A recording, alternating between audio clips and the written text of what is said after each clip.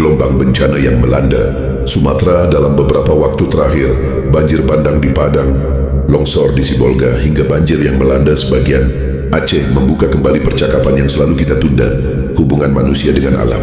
Setiap kali bencana terjadi, sebagian masyarakat spontan menyandarkannya pada takdir. Memang dalam iman kita, segala sesuatu berada dalam pengetahuan dan kehendak Allah, namun menjadikan takdir sebagai satu-satunya penjelasan justru menutup pintu ikhtiar dan melemahkan tanggung jawab. Manusia sebagai makhluk berakal, Islam tidak pernah memerintahkan kita untuk pasrah secara buta. Teologi Islam memadukan iman pada takdir dengan kewajiban moral mengelola bumi dengan benar. Karena itu bencana bukan sekadar musibah yang datang begitu saja, tetapi juga cermin atas ulah manusia. Al-Quran menyampaikan dengan sangat jernih, telah tampak kerusakan di darat dan di laut disebabkan perbuatan tangan manusia, agar Allah merasakan kepada mereka sebagian dari akibat perbuatan mereka.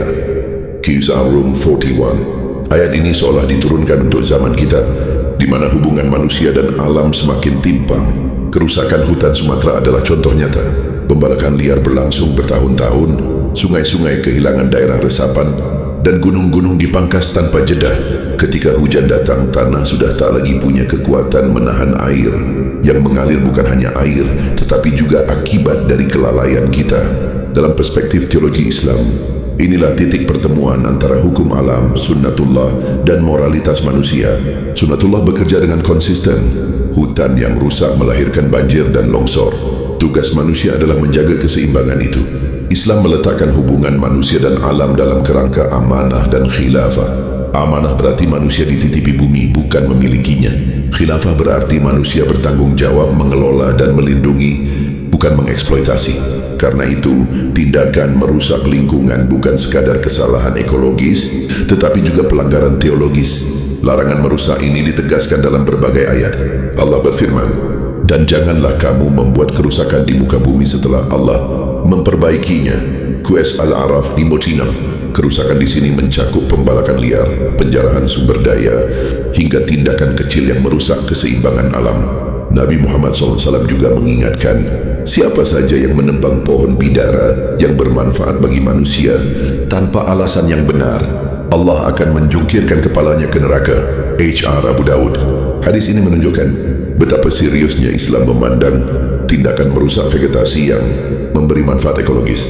Pembalakan liar baik dilakukan korporasi maupun individu jelas bertentangan dengan nilai ini. Pohon bukan sekadar batang kayu bernilai ekonomi.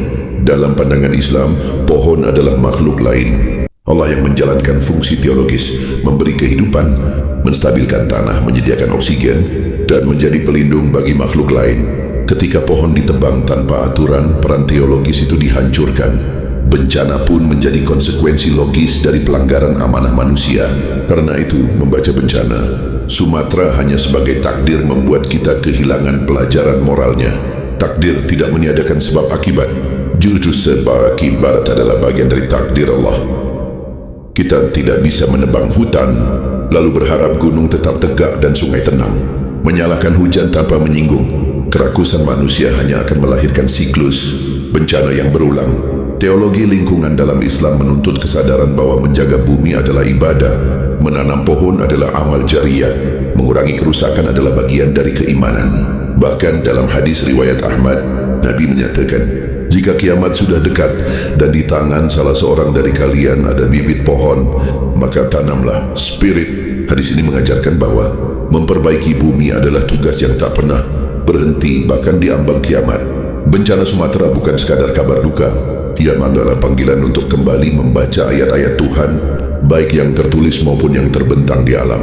Selama kita masih memandang bumi sebagai objek kepemilikan, bukan titipan, kerusakan akan terus berulang.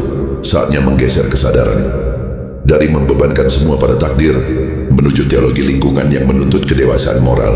Di titik ini, kita belajar bahwa menjaga bumi bukan isu aktivisme, tetapi bagian dari akhlak. Dan bencana betapapun pedihnya, selalu membawa pesan spiritual. Allah tidak mengubah nasib suatu kaum sampai mereka mengubah apa yang ada pada diri mereka.